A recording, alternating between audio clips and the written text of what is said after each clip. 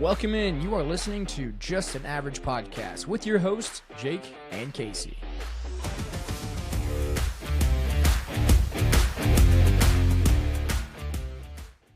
Another week, another podcast, another special guest. Today we have Casey and I's former teacher, Mr. Banwart. Thank you for joining us today. It's good to be here. Absolutely. History teacher, crop scout boss. Yeah, I mean, you have the title of a lot of bus driver, track student coach, council, track coach, student basketball council. coach.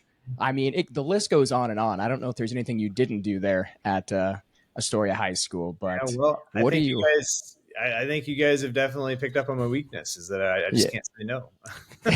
Yeah. Oh man. Honestly, what are you up to now? Honestly, I haven't talked to you in probably. It's been a long time. It's been a really long time. It's been a really long time. And right now I'm teaching at a small school in Southern Illinois, about 45 minutes from St. Louis. So I'm in it's about twice the size of Astoria High School where you guys went to school. We got about 200 kids, but the name of our school is Bunker Hill High School. And we're small, 9 through 12 school, but we got a lot going on, and it's a small but mighty district, and it's really fun to be a part of. So I'm doing that. Driving a bus. I'm a Scholastic sponsor. I'm a part-time pastor for my church, and proud father of 6 kids. And my wonderful wife is Trisha. We've been married 15 years now. So life is busy. Awesome. Life is good. I'm very blessed. Well, okay, Banwart. So, what's your social security number, date of birth? Oh my goodness! I can see though that you told all of our listeners every little thing about you except for those 2 things. Yeah. You know what? What do you drive? What do you drive now? I drive a Bronco Sport, and I think it's one of the best parts. You drive a Bronco now? Ford did not pay me to say that. You drive a Bronco now? I do drive a Bronco, yeah. A Bronco. That's awesome. Man. It's not the big one. It's a small one. But it's, I tell you what, you can't complain with 30 miles per gallon on the highway. And when you're a teacher and you don't make, when you're stretching every dollar, like, that's important. Yeah, I can agree with that for sure. But I'm actually teaching there in Bushnell now too. And I'm going on, what year are you going on? I'm actually on my 5th year right now. So you've got to be on year 18, 19, 18. You nailed it. Yeah, this is 18. If you can believe that. I had to think. 18. That is crazy. Wow. I know. That's awesome. Is it crazy to think, Banwart, that you're on year 18 and the kids that are graduating high school right now weren't even alive? Weren't even alive when I first started teaching. That's crazy. Yeah. Weren't even alive. It really is amazing how the seasons change in your teaching career. When I first started out, I was 22 years old. I had just graduated ISU, and I didn't know any different. Like, Astoria, where's that? Sure, I'll teach anywhere. Show up. Yeah, you guys are little pipsqueaks, 7th graders, 6th graders, and still beating you one-on-one in basketball. Though, as a 7th grader. 3-point bombs. Well, I tell you what, everything I learned in basketball, I learned from Casey Jones. Pulling up from 40 feet out, he was making them as a 7th grader. I was Steph Curry before Steph Curry. Yeah. Clip that. Cool. Yeah. Casey's gonna get a lot of heat for that one. I'll make sure to clip that for sure. Is he ever? But no, man, like, seasons change. And, when I first started out, I was that young teacher, and I kind of felt in many ways like the student's older brother, the cool, fun uncle, a little bit of combination between both. And then, you get kids and you get married and your perspective starts to change a little bit. And you see these younger teachers coming underneath you, and the kids seem a little smaller. They seem a little younger. And then, now I'm in the right smack dab in the middle of my teaching career, and I'm old enough to be most of these students' dads. So, and having a teenager at home and a couple of tweens, it's like, your perspective changes. So, now I feel, kind of in that father role, you might say. Like, I give a lot of life advice and crack dad jokes. So, that's kind of my lot in life right now. But I love it, man. And like, my love for the students and the passion for what I teach, like, that's never changed. And I've always said, when it does, it's time for me to get a new job. I got to find something else to do, because that's not fair to anybody. Yeah, that's awesome though. I mean, honestly, me being 5 years in, these students are still pretty close in age to me. So it's like having those relationships and stuff, and kind of feeling like, these are all like my little brothers. But I'm intrigued to see how the perspective kind of changes, obviously, as the years go on. Yep. But a lot of people don't know. Like we brought up everything that you did in Astoria. You know, Crop Scout, boss. We also, for those of you that don't know, we actually did the Blazing Challenge. So that's something that we did. you know. I tried. Actually, all three you of guys us succeeded. All three of us here did the Blazing Challenge, and only me and Banwart completed it. But And I don't know if Banwart felt it the next day, but I felt it the next day, and I only had like 6 wings. It was not fun. But oh man, Jake was crying. It was a very brutal for sure. I really shot myself in the foot as far as productivity goes. If I was expecting to get any work out of you guys in the fields the next day, like how dumb could I be? You know? Yeah. Man. I guess. If I can attest to Banwart being a boss that really pushes you to your limits, Jake would be the one to tell you that, because Jake told Banwart he wasn't feeling very good, and Banwart said, "Just keep going, you're fine. Hey, one more round, you're fine." And then next thing you know, Jake's throwing up and on his way to the hospital. Yeah, well, I woke. Yeah, you just had. Somehow I just knew that was going to come out tonight, and I wasn't. The whole heat stroke incident, man. I still feel bad about that. So I guess that's memories. I mean, that's just memories. I can honestly say, I can honestly say, I mean, having you as a teacher, I have a lot of memories, you know, as you being a teacher, but outside of you being a teacher, like all the stuff we did outside of the classroom, like I think that's where most of my memories come from. Like the countless hours of Catan we played at your house, you know, Tough Mudder we did together. Just all the crazy cool stuff, you know. There is a million stories between me and Banwart that we're not going to get down any of those rabbit holes. Like just to point out just a couple, you know, so every one of our audience knows. Me beating him at ping pong all the time. Oh boy. Me beating him at NBA all the time. Me beating him in wrestling after I would make him so mad detailing cars that he would just want to go upstairs and wrestle. And then he would just have to tap out almost every single time we'd go upstairs and wrestle. What we would do is we'd play ping pong, and then he'd get so upset that I was beating him so bad that he'd just start tackling me. And then Trish would come up there and have to break it up because Banwart's going in there crying because he's mad he's getting beat by a teenager, getting beat up by a teenager, and he's a middle-aged man. Yeah. Yeah. Well, I tell you what, we've definitely been through the ringer. We've been through the ringer. We have. There's been a lot of things we've been through for sure. It's been good. It's been good, and you know, I would say out of anybody, I think you know how to push my buttons more than anyone. We spent probably 4 summers together, like every day. Detasseling. I think I pretty much lived at your guys' house for 2 years. Pretty much, you kind of felt like another son. Yeah. Yeah. So, yeah, it's wild. It's wild, but yeah, I'm thankful for the memories too. Yeah, with both of you guys, you know, Shish, whatever, you know, Tough Mudder and the Blazing Challenge and track and detasseling, like cornfield stuff, all that stuff. Like, man, that was great. And you were on my bus route too. And then for Jones, of course, working for me with that detailing business, man, I don't even know. The park district. It's like everything. The fall semester of your freshman year at college, you know, here you are kind of down and out, down your luck, think about dropping out. And I'm just like, no, we're not doing that, you know, because I kind of saw the potential in you. And I don't even know what I was thinking, but I was like, we're starting a detailing business and you're going to be my employee. Like, thanks for leaving in after the second year, because I would have my bachelor's degree probably, because you wouldn't have let me quit school. You wouldn't have either. You've been like, you're going to school. Right. Well, I tell you what, sometimes the path to progress isn't always a straight line, you know, and mine goes like, if I could make like the squigglies right now. Yeah. Mine's been all over the place. Mine's like an irregular heartbeat. Mm-hmm. Well, talking about obviously the memories and stuff like that, we'll kind of hop into this first segment here. That's finally hopping into the first segment after 10 minutes of just rambling on a little bit, but, you know, good conversation. Do you have a favorite teaching moment you care to share with us? I realize, you know, you've been teaching for 18 years, so you probably have several, but is there one that just kind of sticks out to you? Yeah, there's so many. It's like I don't know. There's just so many things that go along with that. So that's a tough question. That's a lot. That's like asking, what do I like best? Pizza or burritos or burgers. It's just, there's no right answer. Yeah. Favorite teaching moment. I'm going to say that happened last summer. When we got our AP scores back from the College Board.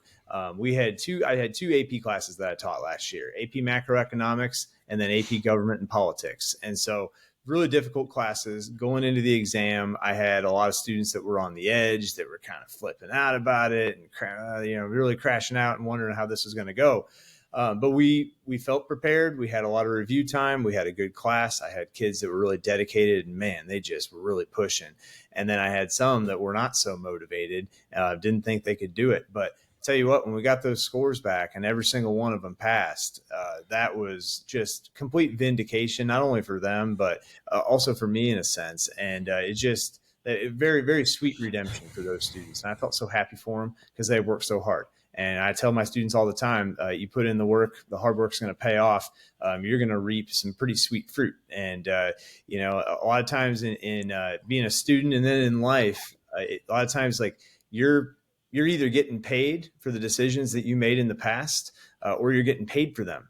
And in this case, my students were absolutely getting paid in a good way. So their hard work paid off, and they were so excited. And it was just, again, just vindication and a sweet moment. So I'm going to go with that. I know that that's kind of a broad thing, and it happened in the summer when we got those scores back. But that was the culmination of years and years of hard work. Yeah, I mean, that's great though. I mean, that's an awesome story. Mm-hmm. Just for all that stuff to happen and transpire and the way Mm-hmm. that it did. But Right. I mean, it just goes to show you as well just how great of a teacher you are and how big of an impact you have on these students. And I'm sure me and Casey can say the same thing. Had an impact on us. And I'll be the first to admit I'm not a huge history fan, but you made history fun. So I mean, Yeah. I can thank you for that for sure. Now, do you teach anything other than history? And if you do teach anything other than history, what's your favorite topic or historical era to teach? Yeah, it's a great question. So, yeah, being in a small school, you wear a lot of different hats. All right. So, we have 1.5 history teachers. I'm the main one. One and and then a half. yeah, the other guy does driver's ed and some other stuff. So, I'm the main history department, you might say, but they got me doing a little bit of everything. I have a dual credit U.S. history class that I teach with Lewis and Clark Community College. And then we have human geography, AP human geography this year. We have a couple of sections of on-level regular U.S. history. We got a sociology class. We've got AP European history, AP government and politics, history of sports, and civics. So we got a lot going on, man. And AP macroeconomics. I can't remember if I said that or not, but we got a lot going on, 9 or 10 classes. And every year I teach a combination of 6 of those classes. So there's a lot going on. And you asked for my favorite. That's a really good question. Are you talking about favorite topic or favorite overall class?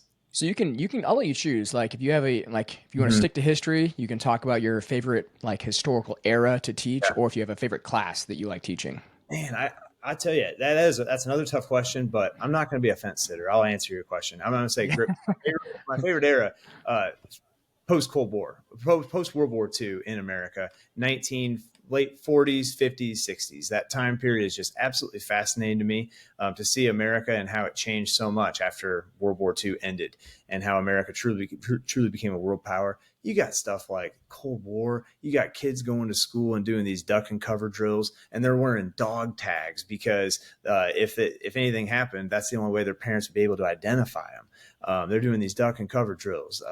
You got slow progress on civil rights with the Brown versus Board decision and the integration of schools.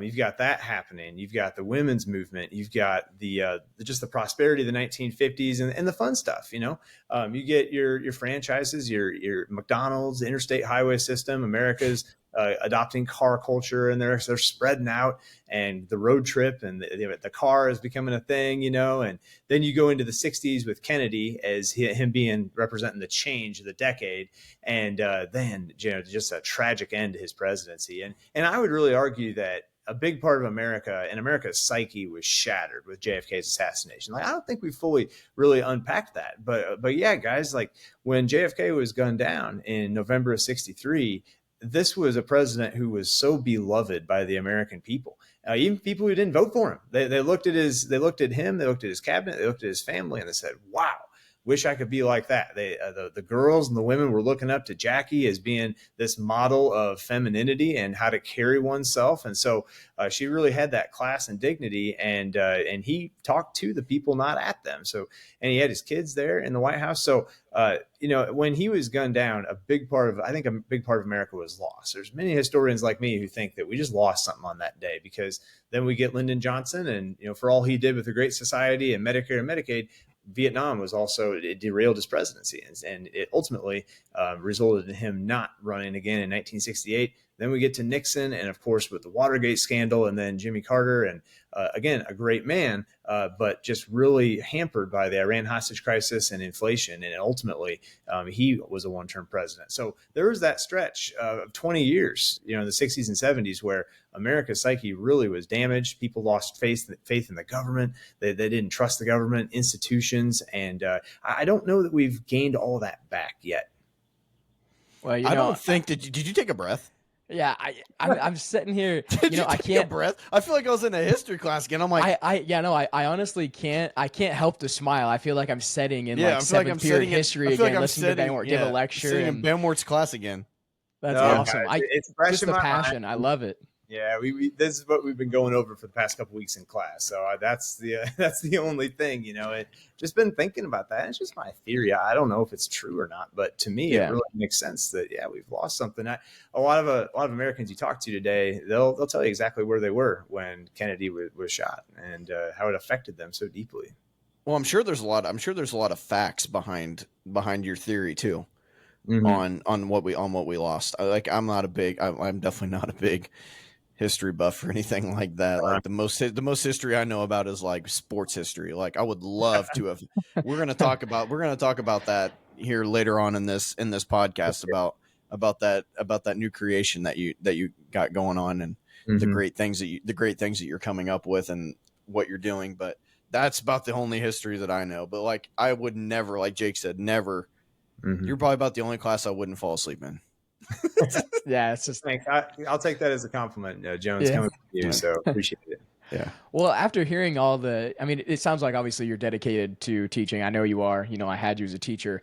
If you weren't teaching, though, what career path do you think you'd be on right now? What would you be doing? I've got it narrowed down to two. There's a lot of things I can't do, and building construction is one of them. Like mechanics, so that's out. Trades, probably not. I would say two things that come to mind. Number one, I'd probably be running a pizza truck right now. I know that sounds crazy, but hear me out.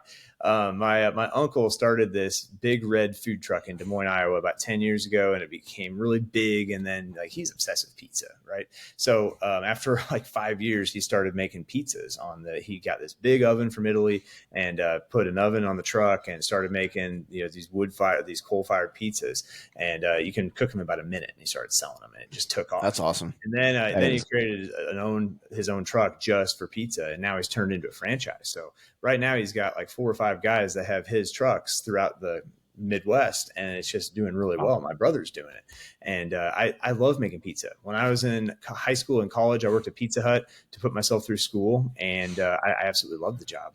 It was a wonderful time, and even to this day, I love making pizza at home. So I think doing a pizza truck like that would just, it'd let me interact with people. I could get my history fixed. I could, just chat it up with the customers while they wait, and it'd be a blast. So I think that. And then the other thing that I'd most likely be doing, I would probably be, if I had my way, I'd probably be a missionary deep in the heart of the jungle somewhere in the world, telling people about Jesus Christ.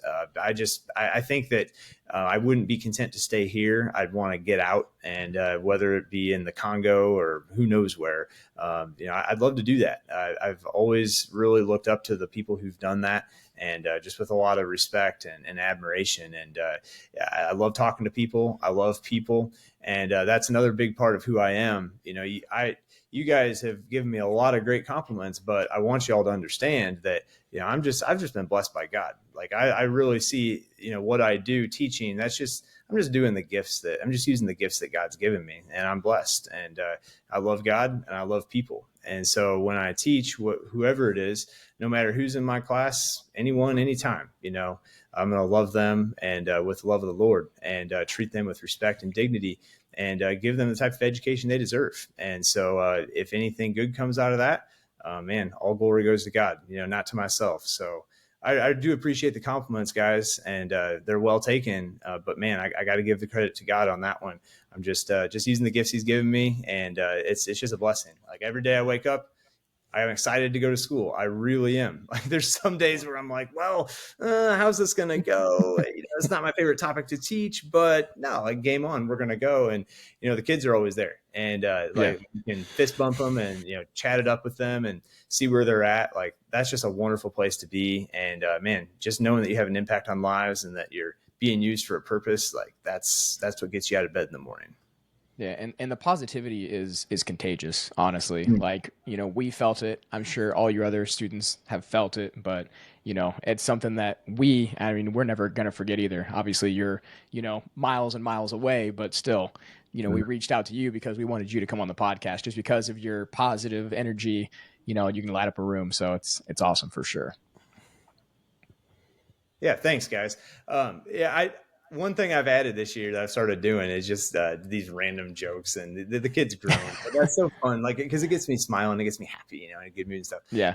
Dr. Pepper. So we have our school is absolutely obsessed with Dr. Pepper. I don't know about you guys where you are in your neck of the woods, but oh my goodness, Dr. Pepper is taking over. Love Dr. Pepper. My favorite soda. I haven't had soda in over a month. Wow, I'm trying to quit. I'm trying to quit. I'm trying to quit. Soda in 7 years, 8 years. Does not surprise me. But Dr. Pepper, I fall victim to Dr. Pepper every soda, day. It would be Dr. Pepper, huh? Oh yeah, Dr. Pepper is I love good. Dr. Pepper. I like cream soda though too, but cream soda Dr. Pepper. Cream soda Dr. Pepper, believe it or not. Yeah. So good. But just like what do you ever think about Dr. Pepper? It's so unique because it's got 23 flavors and nobody knows what they are. But I always ask the students, I'm like, who is this Dr. Pepper? And they're like, is it a real doctor and stuff? And they're like, well, I don't know. And I'm like, well, yeah, I bet whoever he is, he's a real physician. See, just stuff like that. I need these dad jokes. I mean, I got 2 kids now, so I need these. I'm able to tell these jokes now. So knock them away. That's awesome. Knock them away. Yeah. I love it. Yeah. Did you guys hear that the guy who invented Velcro died last week? Rip. They're good. They're good jokes too. Oh man, I'm gonna write these down. Actually, let's go back to listen to these. I'm gonna write them all down and see. Well, you guys are a more receptive audience than my students. I tell that to my first hour class at 8:10 in the morning, and blank stare, groans, frowns. I'm gonna do the same thing. I'm gonna do the same thing. 8 o'clock tomorrow when class starts. I'm gonna tell those 2 dad jokes and see if I get any laughs at all. I probably won't, but oh man. All right, on to the second segment there, Banwart. Yeah, what you got? Those some great dad jokes. Great dad jokes. Maybe we'll ask for another one before we get done here. We'll let you leave us with a dad joke. Yeah. Okay. Okay, Banwart. So, take us on how history is taught today versus in the past. So, like, take us to when you first started teaching history, and how is it different than how you teach it now, or is it different at all? Dude, I have seen so many changes. It's unreal. When I first started teaching in 2007, oh my goodness, the iPhone had just come out that summer, or it wouldn't come out until 2008. I forget. It's either 2007 or 2008. I think it's 2007. But the iPhone wasn't there. If any kids had phones, they were generally just little flip phones, basic phones, texting, the old way, the old fashioned way. So I didn't have to worry about that in class. When I first started teaching, it was very difficult to get a good internet connection at school. So if I wanted to show a YouTube video, man, lag time was a real thing I had to be worried about.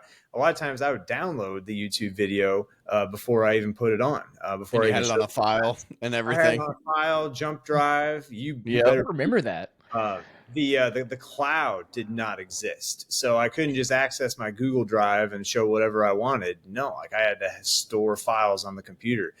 For the students, I will say that a lot of them, they were more social. Okay. It's just a fact. That's just a fact. And that's not a drag on Gen Z or Gen Alpha. I'm just telling you, they were more social, and I saw them as more confident in themselves. They just carried themselves with just more certainty down the halls. They swagger. They had a little bit of that swagger. They did. And I wouldn't call it cockiness, but I would just say they were sure of themselves, and they could talk to adults and they could talk to each other, no problem. And another thing was classroom management. So that was a real deal. My first student teaching experience was a disaster for one of my classes because all of those kids were confident and they talked all the time. And if they had any dead time in class, they were just yapping it up. And the class got really noisy really fast. Okay, obviously today that's different because the second you have downtime and kids are done with on their phones, they're going right to their phones, and it is quiet. Yeah. Like it is crazy. It just feels like a morgue in there sometimes. So yeah, those are changes. Other things too. Google Classroom did not exist when I first started teaching. Now I use Google Classroom for almost everything. I put all my files on there. Every day I'll update it with what we're doing with all the slideshows and documents and videos and things. And so the kids can get that after school. But man, when I first started teaching, if you missed school, it was tough because there's really no way to replicate that. You had to try to get the notes from somebody else. It was a challenge there. And I think I'm so fortunate today, guys, to teach in the time that I do, because Gen Z is awesome. Gen Z is awesome. I love those guys. They are some of the nicest people.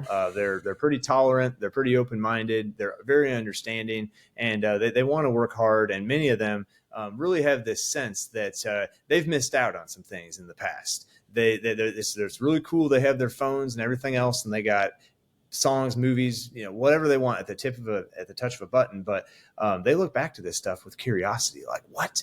Well, tell me about a dial-up modem. Like, what is that? And a lot of them are reading physical books. They don't want digital textbooks. No way. So they want physical books. They want to read those. And I think we're going to see really cool things out of Gen Z. I have a lot of optimism for this generation. So the fact that I get to teach them is great. But yeah, we're definitely working on some stuff with them and just trying to be intentional about getting them talking to each other, getting them to advocate for themselves, getting them comfortable just in their own skin. Because a lot of them they do live online, and it's tough for them to take that step. But we celebrate success, and we do things in my class that gets them discussing and talking and active so they can build those social skills.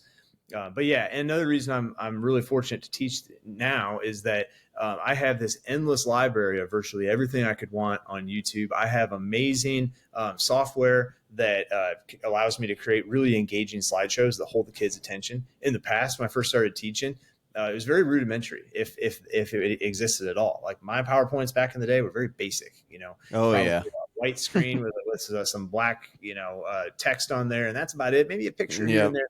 But it was very basic and textbook. And now today it's like, no, like it's everything. And that's kind of a blessing and a curse. It's a blessing in that you can make super engaging, relevant presentations that bring history to life. The curse, I guess, if you call it that, is that the work never ends, right? So you're always constantly trying to improve and keep up. And sometimes that it can feel like you're never, ever going to get there. And I don't know if I ever will, but at least it's very nice, because when I first started teaching, man, I had so many kids. I probably had over half of the students that would come into my class and say, I hate history. History is my least favorite subject, because that's how it was for years. Like you crack the textbook, you read it, teacher talks about it a little bit, and then you might do a worksheet at the very end, do some textbook questions, and then that's it. That's how my experience was, and that's how a lot of it was for many students. But today, just completely different. And the fact that I can go on to Facebook and I can log on to virtually any teacher page out there that's in my field and get all of these incredible resources and ideas. And if I have a question, I just ask it. Like I've got help instantaneously. I'm tapped into this nationwide network. So that is a tremendous, tremendous asset to have that did not exist when I first started teaching. So obviously the difference is off the top of my head, guys. So obviously the difference is technology and just the evolving of being able to have stuff at just the tip of your finger instead of having to really dig for stuff and really, really do like deep diving research and do a whole bunch of downloading. Like I bet a lot of your time was just a lot of your time when you first started teaching was just searching for some type of thing to be able to download, to be able to put on a computer, instead of doing it through a textbook and trying to find videos and stuff like that. Now you just type it in and you can pop it up in 2 seconds instead of having to download it and do all that stuff. So I don't know. Exactly. I can't say Banwart though. Your class taught me how to summarize notes. I learned that skill as well. So he was quick. carried that. He was quick through Carried. slideshows. Everybody got their stuff, and I'm sitting there still writing, and he clicks on to the next one. I'm like, all right. I'm writing slide 2 or I'm writing the first 2 words. Yeah, first 2 words. Yeah. Oh, all right. man. So to piggyback off of what I just asked. So if there was one topic, I know that you added a curriculum, and we'll get to that and we'll talk about that. So if there was one topic that you could add to a curriculum, what would it be? Character education. That's such a big part of it. We do that in our civics class, and we have these kids. We have the students watch these Medal of Honor videos for people who have men and women who have served in our armed forces, and they have received the Medal of Honor for all kinds of outstanding valor, bravery, service, you name it. And it's just cool because when we watch those videos, you see how patriotism and loyalty and honor and integrity and character all come out, and they just emanate from those recipients. It's incredible. And so you hear the story and you're like, wow, that's amazing. You're telling me that he did that or she did that. And then you realize at the end of the video, they say, well, I'm just a caretaker of the Medal of Honor. It's not me that won anything. I just did what anybody else would have done. And I'm just a caretaker of this, just like all these other recipients are. And they don't take all the glory and gloat and, all that. They don't. They just say they're an ordinary guy, ordinary gal, just doing their job. And so I think that's such a powerful lesson for our students today, because undoubtedly we have become a society that's become pretty individualistic. If you think about it, there's a lot of people out there that are trying to get what they want and go for individual accomplishments and get as much stuff as they can. But what about the community, and what about your relationship to your neighbors and to other people? Civic participation right now, unfortunately, is at an all-time low. So the number of people that are involved that are actually helping the community and volunteering is, you don't really see a lot of that today. And unfortunately, it's one of those things that we've lost. But we could look to character education as a big way to get some of that back, because when you do have those traits, you realize that it's not all about you, and that you do have a social responsibility to others around you. And oftentimes when you're volunteering your time, when you're helping somebody else out, it feels good. And you do something bigger than yourself. And that's all tied up with mental health too. I think that many kids would feel better about themselves if they got away from themselves and did something for somebody else. So do you think this isn't even a question, this is just my question. Do you think that social media and so do you think that social media and the access to internet and the access to and the chase for clout is a big reason why kids are wanting kids wanting stuff just for themselves, or mental illness and just the no self-esteem is solely based on chasing the clout and not getting it, or having clout and having too much of it and it getting in your head, and then just the way people talk to people on social media? Do you think that's a big thing? Oh man, yeah, absolutely. I think it's a factor. There's so much tied into that, Jones. Think about the average social media feeds that you see every day. Oftentimes those are carefully curated, they're put through filters, and many times they're highlights. Okay. So you and I, we have our 24-hour reality about ourselves. We know everything, the good, the bad, the ugly, most of that stuff we don't really want the world to see. There's some people that do post their lowlights, but not much. Most people, only put stuff out there. You don't really hear too many people who they brag and they say, hey, I gained 50 pounds last month. Like, they don't.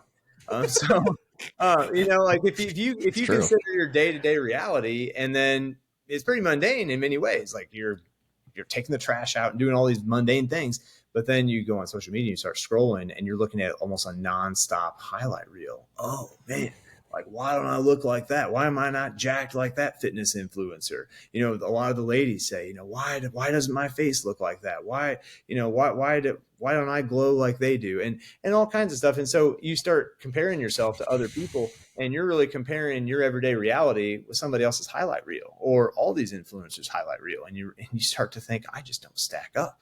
I'm falling far short here, and there's no way I could ever attain that. And we can't. It's physically impossible. That we only have 24 hours in a day. There's only so much we can do, but that tends to be lost when we're in social media. And it's tough. I often tell students that the fastest way to kill something special is to compare it to something else. So you got a new gift for Christmas, and maybe you post about it on social media. Well, then you might see other people that have got their gifts. You're like, whoa, I don't have that. That's better than mine. And then immediately you just kind of feel defeated, like, oh, I compared it to something else, or this experience, or this person that I have in my life. When we start making those comparisons, then our focus tends to be on the things that we don't have, or all the things we don't possess, because we see everything, all these other possessions online, and then we feel unsatisfied, we feel low self-esteem, and we get to a bad place mentally. And unfortunately, I've seen that with a lot of my students, and I feel for them because I think in many ways we're living in the last days of the Wild West of social media. You know, you see these examples.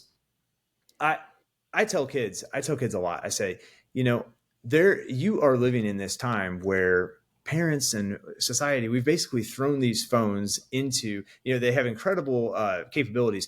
We've thrown them into your laps and said, have at it with virtually zero restrictions. What do we think is going to happen? They're addictive. And the people that are designing these apps are incredibly good at what they do, too good, if you ask me. And they're making hundreds of thousands of dollars to keep you glued to your screen as long as possible. And, you know, think about that. The more you are glued to your screen and you get involved in the death scroll, you know, that's time that you're not talking to others. That's time that you're not making connections to others. The time that you're not doing your homework for a lot of my students. But yeah, it's too bad. But I'm optimistic. I think that now there are signs. For example, Australia later this year is going to be the first country to do a social media ban. They are going to ban social media for everybody under the age of 16. So there are, and Jonathan Haidt's Anxious Generation book that came out last year, I believe in April, that's got a lot of buzz and got a lot of people talking. And at least now we're having a conversation, right? That, hey, what are these things, and are there a time and place for them? And I'm not completely anti-social media. I think that a lot of it is got you know, a lot of great opportunities, and there's a lot of potential there. A lot of my ideas in teaching and in preaching come from social media. So I'm not going to completely knock it down. I think that, like anything else, it's like a fire, man. It's like if you know how to use a fire really well, it's going to heat your whole house. But if you don't put boundaries on it, it's going to burn the whole place down. And what we're trying to teach students is, like, we want you to learn, use technology responsibly. But while you're here in our class, this is a wonderful opportunity for you to put your phone away and to just detach from it, and to have that freedom to learn and explore. And studies have shown it's very difficult for our minds to be in multiple places at the same time. So if we take that away from students, it's for their benefit. And I think that a lot of it, you know, Jones, is that when I explain that to my students, I try to do that from a position of humility and love. It's like, look, we're not doing this to make your life miserable. We're doing it because we care about you. We want you to have the best education possible. And the best way to do that is to ask you to put your phone away just for 45 minutes so that we can lock in and get what you got to get done. Okay. What you do on your own time, that's on you. But while you're here, we're really going to focus, and I need you fully present. So that they understand. So you guys don't have so what is your phone policy at school then? Mm-hmm. So our phone policy is, for every class, unless the teacher says the phone needs to be put away in a backpack, in a pocket, and on silent. Okay, so it shouldn't even be on their person. So it needs to be completely away, on silent. And if the teacher wants to use it for a class lesson, they can. But if not, no. And if you have it out on your desk, the first offense is 2 lunch detentions and phone taken away the rest of the day. The second offense is the phone taken away for 3 days. And then the third offense is the parents have to come get the phone every day after school for a certain period of time. So yeah, it's Ours, pretty quick. And this year we've seen a lot of progress. Like most of our students, like they don't get their phones out in class, and if they yeah. need to, they ask. So we're in a great spot, and they understand. Like they understand, and that's the thing. If you talk to these kids, they will admit to you that they don't. It's not good for them in many ways, and so we just need to be the adults and step up and put some boundaries on that. Boundaries are good and they're healthy. Yeah, and that's what they're in Bushnell. We do the same thing. Like last year, there was like a no cell phones. Like as soon as you walk in, you put them on the desk. Mm, This year, you don't bring them into the classroom at all because we'd have okay, people bring like two phones. So one is a fake phone, like a decoy phone, and they keep the right. other one in their pocket.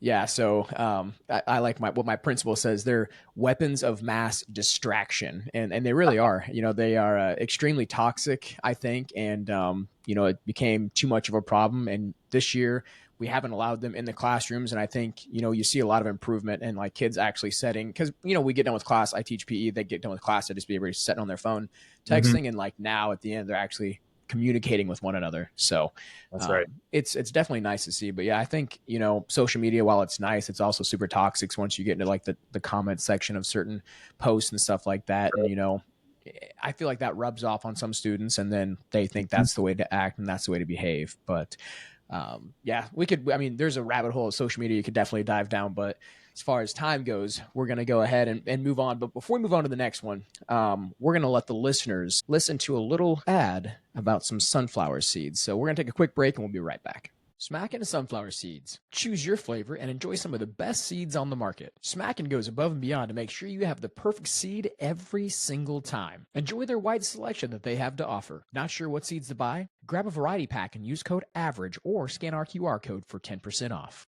All right, we're back. So segment 3 here, Banwart. So, just hypothetical question: Right. if you could change the outcome of a historical event, what would it be and why? It's I'm kind of gonna like throw. this is kind of like a Miss America question here. Okay, Right. Yeah. I'm gonna throw a complete wild card out there that probably most listeners are gonna go, "What? What are you talking about?"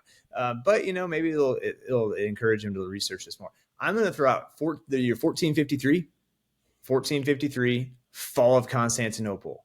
You take that away, how does history pan out? All right, so Constantinople was right in the middle of a major trade route between Europe and Asia. That was the main way that Europeans got to Asia and vice versa. On the other hand, when Constantinople fell into the hands of the Ottomans in 1453, it completely messed all of that up. They put all kinds of trade restrictions, taxes, sometimes killings for traders that would go through there, and it forced the traders to look in a completely different direction. We saw the Portuguese begin by going around the southern tip of Africa to reach India and China and Indonesia, what is today Indonesia. We saw later Spain, of course, through Columbus, 1492, tries to go west to reach the New World, or to reach the West Indies and Asia. But what happens if you take away the fall of Constantinople? Does that exploration even happen? We say that necessity is the mother of invention. There are a lot of things that for Europeans became necessary. For example, navigation schools, like what you see with the Portuguese at the end of the 1400s, and then going out and trying to get to Asia faster. And then Columbus trying to one up them. And then because of Columbus's discovery, we see later Spanish exploration in the Americas, and then English exploration in the 17th century. So I think that you take away Constantinople, things just go completely different. I would love to see how that pans out. okay. That's awesome.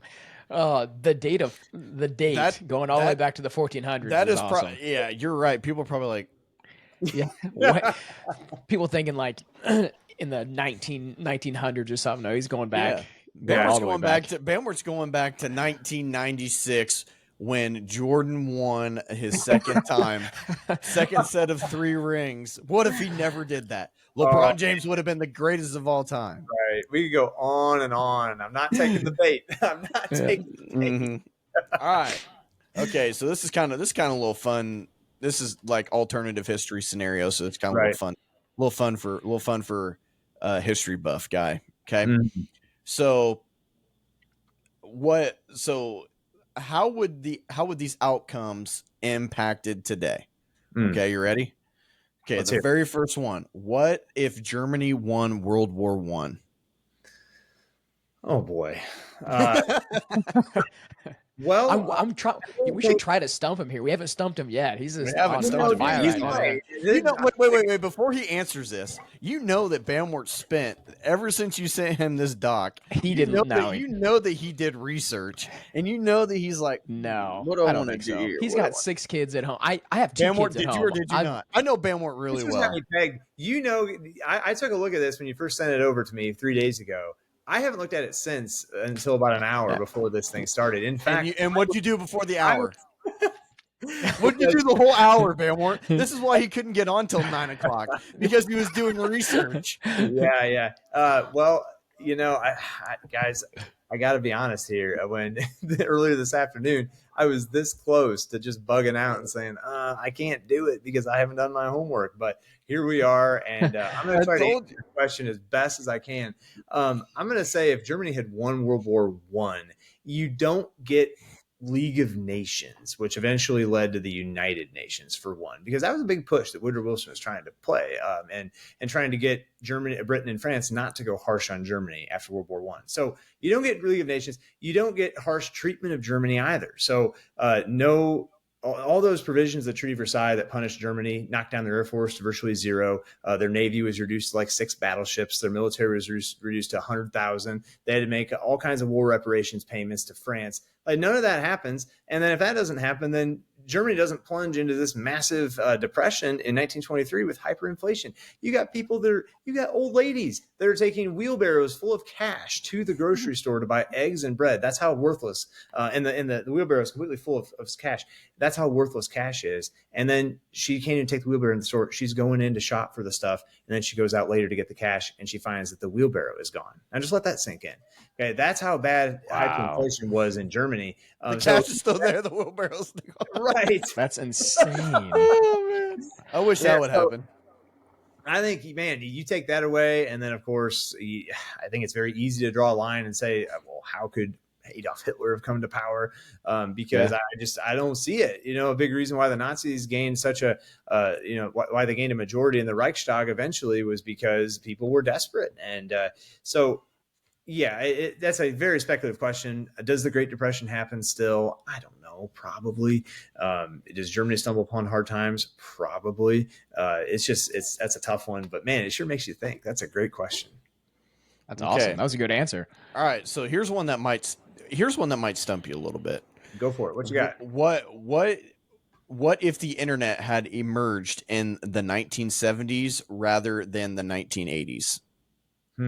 Internet emerged in the 1980s? I think it was like late 80s. Late 80s. Very first. Late 80s. Very first. Yeah, very first like computer. late 80s. I think late 80s, I'm pretty sure, yeah. Well, I think a lot of our parents' high school experience would have been a lot different. That's a tough one. I think you got me stumped. I don't know. What do you guys think?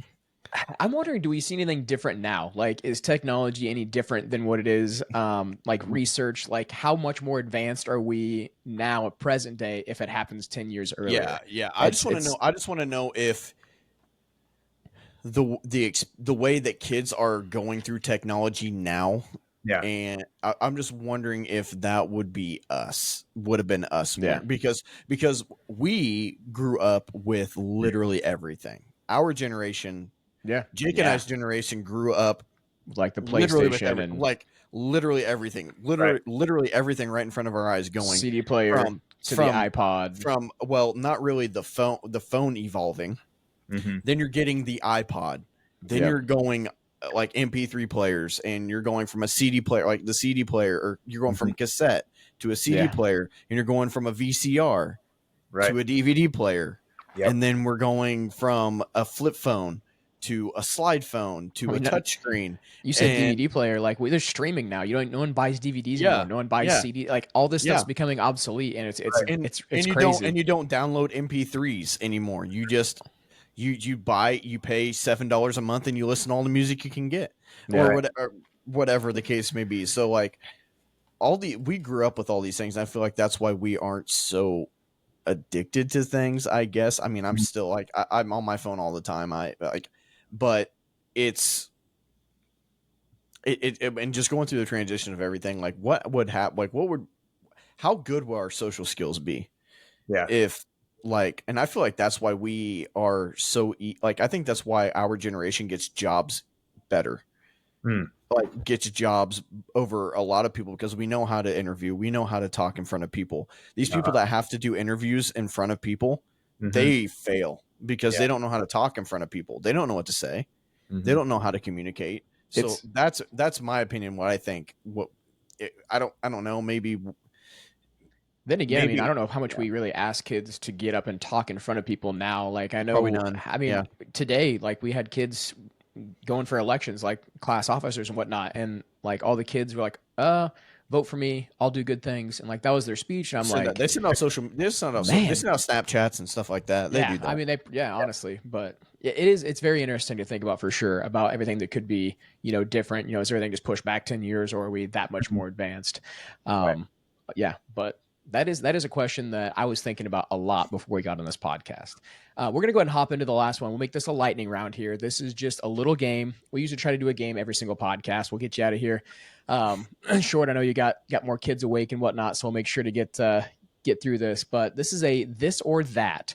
Not all history related, but you must defend your choice. It can be serious, funny, whatever you want to do. But the first one here is entertainment. So if one exists, the other one does not. So you have to pick one or the other and then defend your choice. So books or documentaries. So would you rather have nothing but books or nothing but documentaries? Ooh. Already stumping them right off the bat here. Jones, why don't you go first? Books or documentaries? Oh, I hate reading. I love documentaries. I think I'd probably go with documentaries as well. I hate reading. Banwart, I think and I'm gonna bash myself on social media right now.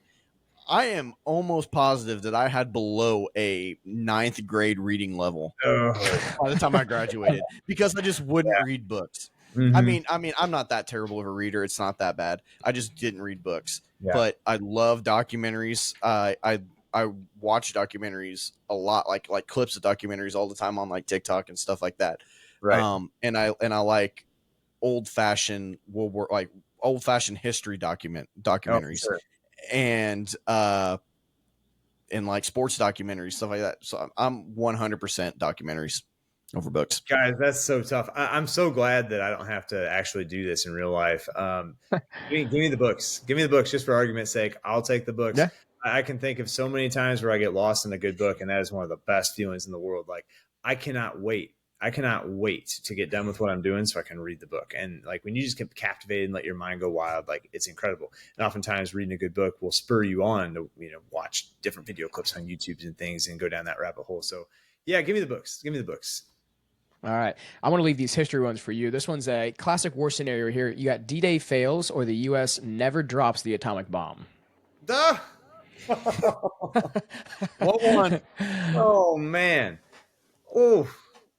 Which is going to have a bigger impact? Pick one of those scenarios. Pick one of them, yep. This or that. This or that. I'm going to go...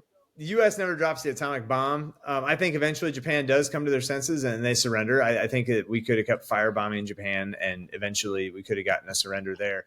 But man, you take away D-Day. If we don't make the landings in France in June of 1944, holy cow. The Soviets are going to be the main ones defeating the Germans, and then they're going to control the peace talks, and then you have communism potentially throughout all of Europe. So, I'm going to go Japan on that by a whisker. All right, I like that. All right, here's a tech one for you: internet in the 1900s or space travel in the 1950s. Then I gotta pick one. Yep. Which one is going to be more beneficial, I guess, to us in the long run? These or internet? Well, I'm gonna go internet in the earlier part of the decade. You got that. You have all kinds of information, especially pertaining to the stock market crash. I have to think that social media might have fanned the flames of the early days of Black October in 1929, but man, it could also get a lot of people to realize that the economy is doing okay. I'm going to go with that. I think during the Great Depression too, if you had social media and if you had internet, people would be able to find places to live easier, might be able to find jobs easier. So yeah, I'll go with that. I like that. All right, cultural crossroads here. We've got Beatles never form or Shakespeare never writes. Oh, I feel like that's what's gonna have the bigger impact? yeah. I Well, think I bet how many times I'm sure the Beatles had all kinds of Shakespeare lyrics in their songs. How many movies? How many everything had Shakespeare lyrics? So, yeah, Shakespeare obviously had the bigger impact. I think if you take that yeah. away, man, books, movies, song, music, everything would be different. Yeah, like and oh yeah, what do you guys think? Yeah, I feel like, I'm not a big fan of the Beatles I'm not a anyway, big so fan of the Beatles I anyway. don't So. think, if they don't form, I'm not going to be But I'm not going to be too I there never is did musicals either. So yeah. Well, I mean, there's actually the movie. I don't know if Banwart, you may have heard of the movie of the guy that like hits his head and everybody else forgets that the Beatles existed, so he starts playing Beatles songs and like just no one knows, like they think it's the greatest music in the world.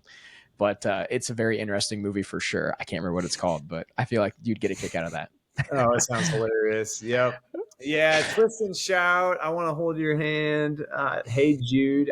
Yeah, like my kids is they're the band right now is playing Hey Jude. So yeah, the Beatles have lasting impact, but man, I think it's tough to top Shakespeare. How many Yeah, freshmen are in their English class right now and reading and acting out Romeo and Juliet? a lot. Wherefore art thou Romeo? Julius Caesar. Like it's just Shakespeare's timeless. Like the Yeah, bard is unmatched. I'm going I with him. agree. I agree. I agree with that for sure. All right, Empire Edition. Roman Empire never falls, or British Empire never forms. Oh man, you would do that. What? Oh well. I think this is harder for me. Do you know how hard I had to dig to get some of these questions? I'm like, man. That's impressive. You guys are you playing Stump the History Teacher today? Is that Yeah. your because this one definitely has me thinking. Man, you need to have your he's giving it to me blind too. Like there's you no need to have your kids in your class watch this podcast and start thinking of questions that Yeah, they can there you ask go. you in class. Yeah. There you go. Answer Well, that questions. I do have some of the best students on earth, so I'm sure they do better than me. I'm going to say that Britain never forms. I think that would have less of an impact. And I've just now made enemies of the 80 million people that live in the United Kingdom. But So thanks for that. yeah, I don't know if we have any. I don't know yeah. if we have any UK followers, but if Yeah. we do, oh man, Just an Average podcast is worldwide. But yeah, I think Rome never falls. Wow. If they never fall, history completely turns out different. We never go into the dark ages. We don't have that. Potentially you're looking at the expansion of European culture and everything. Yeah, I'll go with that. That's All right. tough. That's tough. That actually wraps up the question, but this has been going around. So this is a completely separate question for you before we get out of here. This has been all over social media. You may have seen it. What are you choosing here? Are you going, and I've heard a variety of split answers on this. Are you going one gorilla or 100 average human beings? Average men. Yeah. Give me the 100 average human beings. Really? Oh man. I'm going one gorilla. I think I would probably go the one gorilla too. I'm why going is one that? gorilla because because 100. Okay, just look at the one average man. One average Just man. one of them. Just one average. What do you think an average man looks like? Well, you're looking at three of them right here on the screen. So I mean, Just think of 100 of us. You think 100 of us could take on a gorilla? I Absolutely. honestly, I feel like 50 of them could. I feel like it's. I mean, because I asked my students this question, I'm like, is there a fear factor? Like, Hmm. do you feel fear? Because honestly, if you see one person get crushed by a gorilla, Right. I'm I like, bet- I'm out. I'm out. I bet I'm at out. least 50 of those 100 run away. Yeah.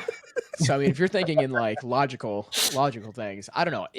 I mean, I've just been seeing this and I've heard split 50-50 answers, but yeah, it's all over social media. That's the Let hype. me give you guys something to think about here. Okay, you say like 50 or 100 average guys. I think that a lot of times in America today, yeah, it is true that a lot of men have it easy, and you could say soft and unmotivated in a rut, in a grind. That Dad happens bod. a lot. Yeah.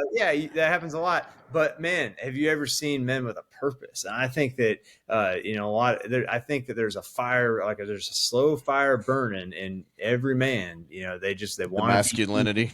yeah, masculinity, and in a good way. One that protects and one that provides and one that defends. And if you're not doing that, that fire can go out, and you can just be kind of lazy and sluggish. You can kind of get like a German Shepherd.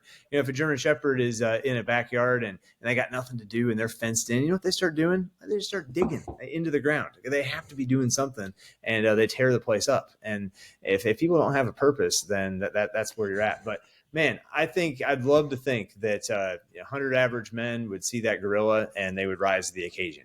That the fire would immediately ignite, and then they would come alive with passion and they'd go after it, even in the face of all kinds of adversity and danger. And I'll just give you an example that I saw about a year ago. Okay, so I saw this video of this car that was burning on the freeway. It was on the side of the freeway, right up against a guardrail, and the driver could not get open, couldn't open the door, couldn't roll down the window to get out. The car's on fire. The fire is getting closer and closer to the engine, and he can't open his door, can't get out, can't escape, nothing.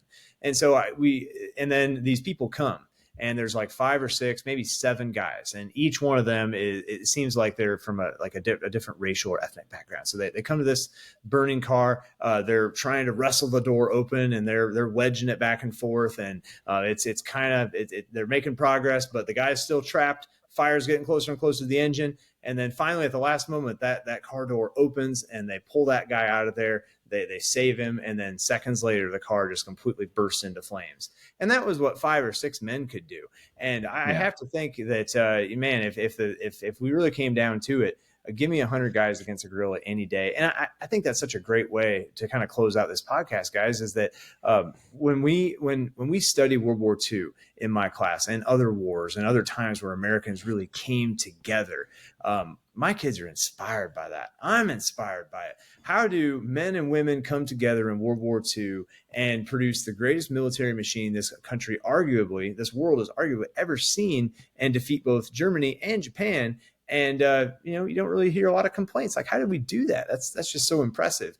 And it required sacrifice. It required people rising up. It required people living intentionally with purpose, doing something that was much bigger than themselves. And many Americans rose to the occasion, and they pulled themselves together. And that's why today they're called the greatest generation. And I ask my students this all the time. What if we had the same crisis today, and instead of Germany and Japan, it's Russia or it's China or, some of these other adversaries that we have today? Would we be able to do the same thing? I'd like to think so. I'd like to think that right now, these average men, average women that we see out there that appear unmotivated and lazy, the fire is still in there, but it might be small, but man, with a little bit of motivation, we could go full beast mode, to borrow a term from 10 or 15 years ago. We could go full beast mode and really wake up and unleash the passion and fervor that is the American people. So I got a lot of confidence in them. I got a lot of confidence in Gen Z. And I think that people, when they live with purpose and they live with intentionality, it's so impressive what they can do and what they can accomplish together. Yeah. Oh man, I love that. I feel like I'm setting in class again, Casey, and honestly, America. just like every class, I think I hear the bell ringing, which means we gotta start wrapping things up. So Banwart, I want to thank you for coming on. This is awesome. I haven't got to talk, I haven't talked to you in forever, so this is great just to sit down and have these conversations. For sure. But thank you once again for coming on. I hope the rest of the school year goes great for you. Thank you guys for listening. We'll catch you in the next one.